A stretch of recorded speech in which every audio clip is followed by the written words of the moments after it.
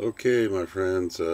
Anyway, first of all, disclaimer, I'm going to have to read this much faster than I normally would because I have a 15-minute time limit for YouTube standards.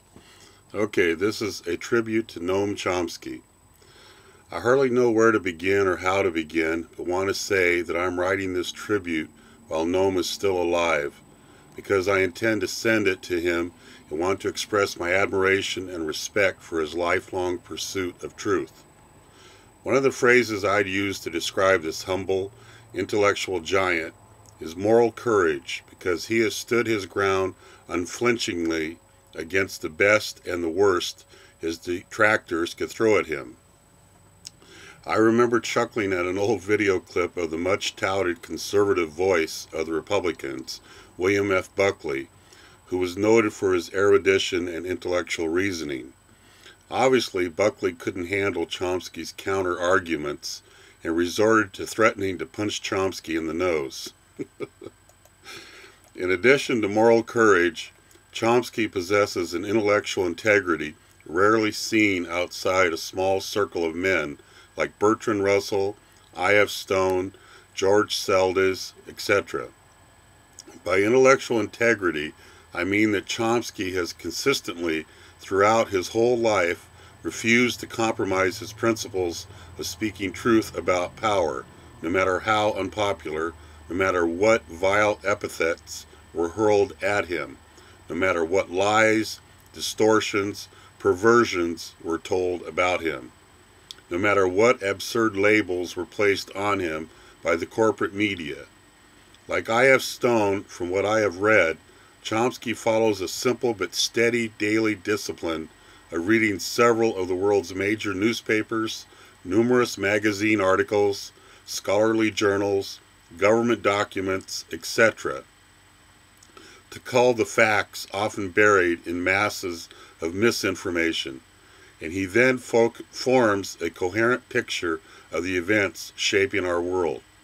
This is obviously a task very few are willing or intellectually able to handle, and this discipline clearly reveals a dedication that can only come from an abiding love for humanity that reminds me of Martin Luther King, Mahatma Gandhi, Mother Teresa, Nelson Mandela, etc. Unquestionably, the common thread that connects Noam Chomsky with the above-mentioned great souls is a compassion for humanity that runs so deep it is their very essence.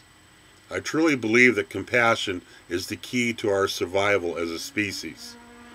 And what I mean by this is that if we don't somehow collectively realize our common humanity, i.e., we all put our pants on one leg at a time, when we are cut, we all bleed red, we all want a safe world for our children, etc., we may very well either blow the world up in a nuclear conflagration or reach a point of having polluted the world so greatly that we will be forced to live in completely artificial habitats, afraid to venture outside.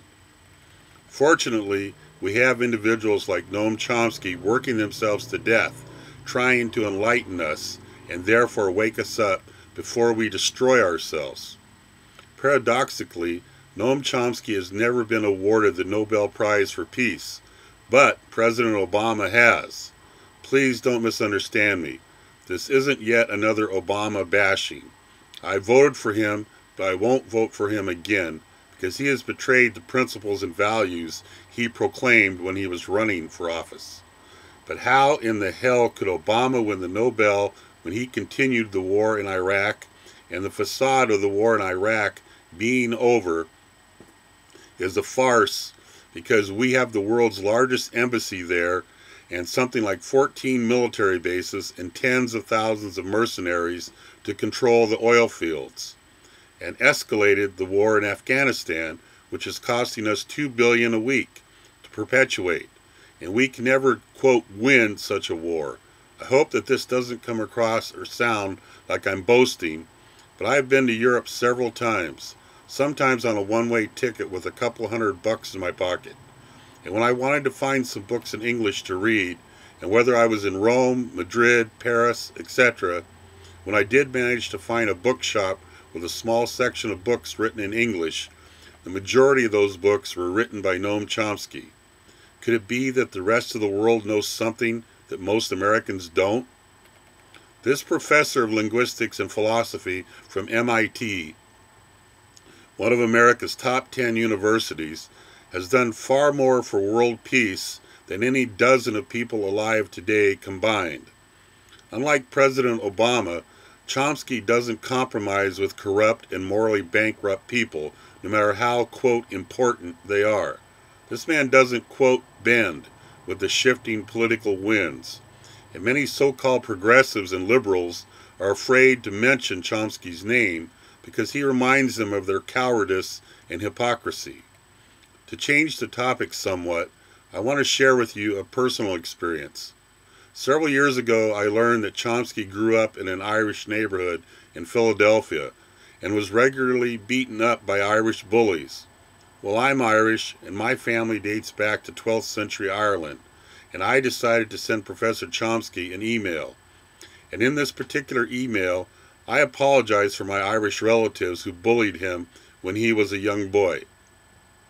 To my surprise, Mr. Chomsky wrote back that if he were forced to leave America for some reason, Ireland is where he'd go. Chomsky's mind and wit never ceases to amaze me, but what amazes me even more is that this world-renowned and revered figure has taken the time to respond to my emails over the years. This isn't false modesty or merely self-deprecating BS, but I'm 59 years old.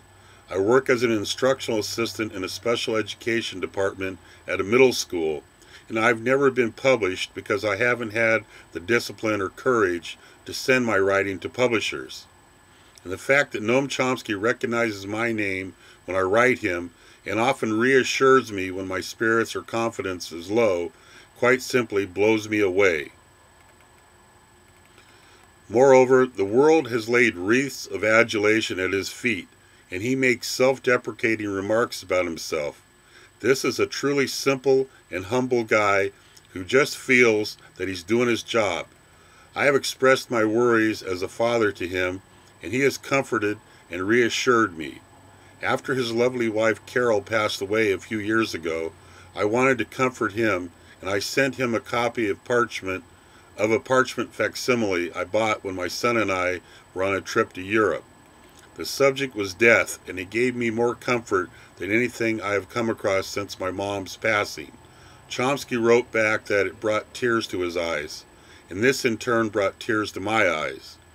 I know to the marrow of my bones that this is a venerable man, because he never veers from his true course as he navigates this world of greed, corruption, and human suffering with celestial guidance. He shows no fear because he knows his aim and his heart is pure in its love for humanity. He cares nothing for the outward trappings of, quote, success. He has given me confidence in myself by reassuring me that what I am trying to express in my writing is worthwhile and helping in the fight against the powers that be. By the way, I want to add the fact that as I discovered in watching some documentary on Chomsky, that his companion for life, Carol, started accompanying him on some of his lectures around the world because she wanted to shelter him from his perhaps overly generous nature by hustling him away from persistent interviewers, fans, etc. After speaking engagements, because even though he was often exhausted, he'd kindly give even more of himself. A great soul or great spirit like Chomsky's only comes around once in a very great while. Humanity owes him a great debt for all his courage and hard work in the service of mankind and the planet. In conclusion, I want you, my friend Noam Chomsky, to know how profoundly you have affected my life. If I had one wish, I wish that you and I could sit down and drink a beer or two and have a chat. From the bottom of my heart, Rob Dulos, March 3rd, 2012. P.S. I feel that a couple of quotes from Marcus Aurelius would be appropriate here, and for those of you who may not be familiar with him, he was a Roman emperor and perhaps the closest thing to Plato's ideal of a philosopher king. And if you saw the movie Gladiator with Russell Crowe, Marcus Aurelius was the character played by Richard Harris. Quote, "Our life is what our thoughts make it." Quote, "The only wealth which you will keep forever is the wealth you have given away." And Chomsky has showered the world with his wealth of knowledge and wisdom. Sorry, it must be a sign of old age, but I meant to end this with a quote from Bertrand Russell, whom I learned is a hero of Chomsky's. And in fact, Professor Chomsky has a poster of Bertrand Russell in his office at MIT. I believe that these words written by Russell, who did earn a Nobel Prize, could very well be right out of Chomsky's mouth as well. This is from the prologue to Bertrand Russell's autobiography, called What I Have Lived For. 3 passions, simple but overwhelmingly strong, have governed my life: the longing for love, the search for knowledge, and unbearable pity for the suffering of mankind.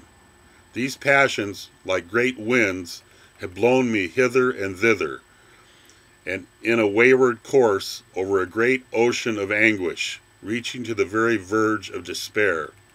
I have sought love first because it brings ecstasy so great that I would often have sacrificed all the rest of life for a few hours of this joy. I have sought it next because it relieves loneliness, that terrible loneliness in which one shivering consciousness looks over the rim of the world into the cold, unfathomable, lifeless abyss. I have sought it finally because in the union of love I have seen in a mystic miniature the prefiguring vision of the heaven that saints and poets have imagined. This is what I sought, and though it might seem too good for human life, this is what at last I have found. With equal passion I have sought knowledge. I have wished to understand the hearts of men. I have wished to know why the stars shine, and I have tried to apprehend the Pythagorean power by which number holds sway above the flux. A little of this, but not much, I have achieved. Love and knowledge, so far as they were possible, led upward towards the heavens. But always pity brought me back to earth. Echoes of cries of pain reverberate in my heart. Children in famine, victims tortured by oppressors, helpless old people a burden to their sons, and the whole world of loneliness, poverty, and pain makes a mockery of what human life should be. I long to alleviate this evil, but I cannot, and I too suffer. This has been my life. I have found it worth living, and would gladly live it again if the chance were offered me.